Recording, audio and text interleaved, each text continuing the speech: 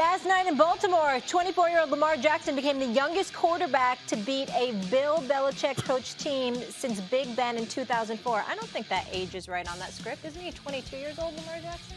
What did they say, 24? 24? No, he's 21 last year. So yeah, 22, yeah.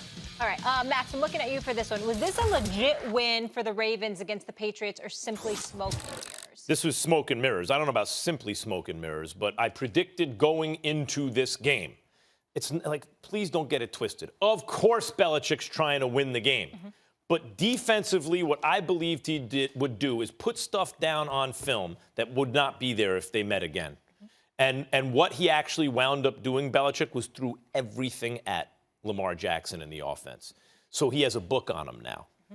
You know, now it may be when you read the book, it tells you there's nothing you can do, right? But like he knows, Belichick knows after yesterday's defensive scheme, if you could call it that, how Lamar Jackson reacts like every coverage that the Patriots could throw at him. Again, it doesn't guarantee victory if they meet again, but I believe that's what was foremost on Belichick's mind in terms of preparing for this team defensively. Offensively. And you know, D'Angelo Williams gave the Ravens defense credit, which they deserved. Offensively, Brady really couldn't get much done. I mean, the score was not as – it was a lopsided score, and it should have been worse. A muffed punt and a return on it, you know, like you recover on the 30-yard line. And, you know, otherwise it's a really ridiculous score. And Stephen A., I don't want to take any credit away from Lamar Jackson, who's 22 years old and the most accurate passer age 21 in the history of the NFL. But no team whose quarterback has led – the team in rushing has ever won the Super Bowl. Lamar Jackson's leading the team in rushing right now. So I don't know that this is a Super Bowl winning formula, and I think in the AFC, the road to the Super Bowl is going to go through the Patriots. I think you're wrong. I don't think this was smoke and mirrors. I think this is something that's legit that you've got to pay attention to simply because of the threat that is Lamar Jackson with his legs and what kind of problem that causes for the New England Patriots. Defensively, Dante Hightower was in on about 13 tackles. He showed up. Everybody else seemed out of funk.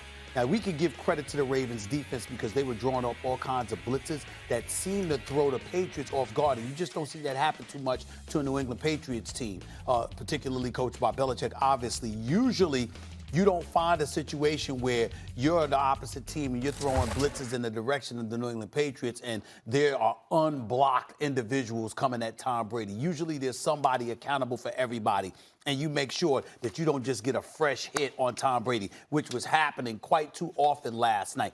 In the middle of the game, Tom Brady certainly looked better than he looked at the beginning of the game or near the end of the game, but the bottom line is that he was getting a hat put on him. He was feeling it at age 42. We saw it, and we can't ignore that. The other side to this, however, getting back to the Baltimore Ravens, on the offensive side of the ball, you've got a New England Patriots squad that is more than capable of defending against most teams if you're traditional and conventional. The problem is Lamar Jackson is neither of those things. And this brother and what he's able to do with his feet and the moxie and just the bravado that he doesn't mind skating around on you whatsoever. He doesn't mind juking you and running with the football and making things effective that way. He ran for 63 yards last night.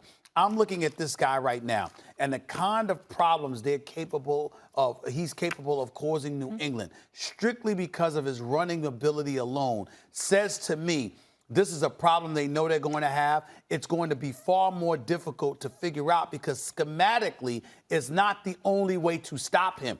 You can draw up the schemes all you want to. But if I got a spy on this brother, Max, and you in an open field against him, it still doesn't matter. He's special. And that's the problem. Look, I understand what you're saying, but I think even then it does come down to Lamar Jackson completing passes down the field on first down especially. That will open up that other stuff. And if you take that away, then it's going to be a different story. It was last season. I believe it'll remain so this season. And that's because really what's Lamar Jackson the latest iteration of?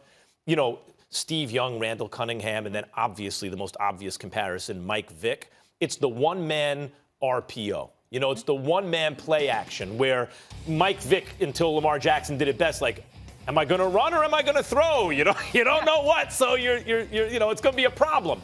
But for Lamar to really be ultimately successful, he's got to complete those passes down the field first down to open that up. Can I add one thing, too? I was watching Countdown on Sunday, and Teddy Bruschi was bringing this up. When you're the New England Patriots, a lot of other teams, when they come to play them, they kind of act like fans. He was bringing up how the Cleveland Browns came bearing gifts. They're giving Brady their cleats, taking them off. Yep. That when they would play Baltimore all the way back to when he was playing, that it was that different approach. They don't care who they are. And that comes from John Harbaugh. That comes from, well, it comes from John Harbaugh now. Yeah. But back then it came from Ray Lewis and Ed Reed. Yes, too. and that defense, of course. Right. But Yeah. you see it, Harbaugh, And Tomlin. so But they're not scared of them. They're not fans. They're not the whole deal. They're just ready to play.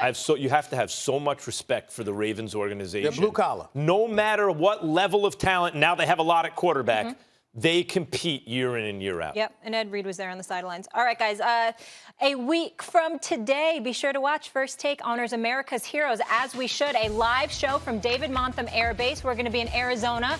Jag superstar Leonard Fournette will be with us, and Calais Campbell will join us with the troops, plus many surprises and all the debate you can handle. So tune in next Friday, November 8th, as First Take honors our true heroes. Please join us. Still to come on First Take, is it time for an immediate change in New York? We'll debate the fallout from yesterday's Jets debacle. That is next. High noon. Highly questionable. Go around the horn. PTI. Hey, man, running backs can do a whole lot of really good things. Have you seen this Christian McCaffrey?